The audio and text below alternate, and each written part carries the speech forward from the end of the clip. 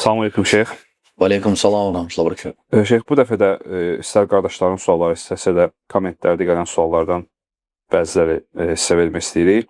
Bəli. Mühüm mövzulardan biridir ki, düzü bu kommentarda qeyd olunmayıb, lakin efirlərdə belə məşhurlaşıb bir şəxs deyir ki, İslam dini türklərin başına gəlmiş ən böyük bəladır. Buna münasibət necədir? Elhamdülillahi vahdə və salatu və selamu alə məllə nəbiyyə bədə əmmə bə'd. Selamu aleyküm və rəhmətullah bərəkət. Aleyküm. Yəni İslam dini əslində bəla yox, bəlaları həll eləməyə gəlib, bəlalardan çıxartmaq üçün gəlib.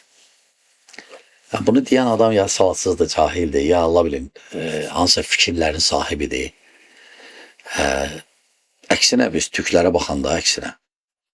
Hələ Allah subhanət hala onları İslamla uzatdı.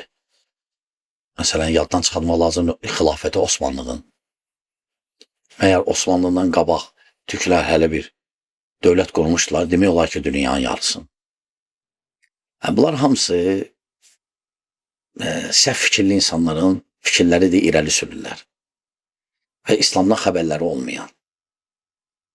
Əksinə, İslam insanları təmizliyə aparır, həm mənəvi, həm əxlaqi, həm Allahla düzgün münasibəti qurmağa səbəb olur, göstərir.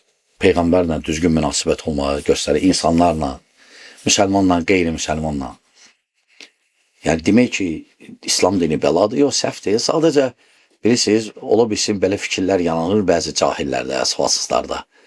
Məsələn, görürlər ki, məsələn, insanlar əqidədə, fikirlərdə bölünürlər və s. Atırlar İslamın üstünə. İslamın üstünə atmaq lazım deyil. O, insanlar özləri eləyib bunu. İslam əksinə bizi bölmür.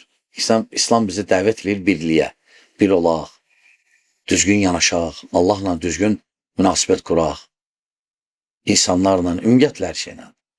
Lakin insanlar ki, o bölünüblər, kimi deyib mənə tab olun, biri deyib mənə tab olun, biri bağlanıb kiməsə və belə bölünüblər, fikir ayrılığı olub. İndi onlar bunu İslamla əlaqələndirirlər. Bu da səhvdir.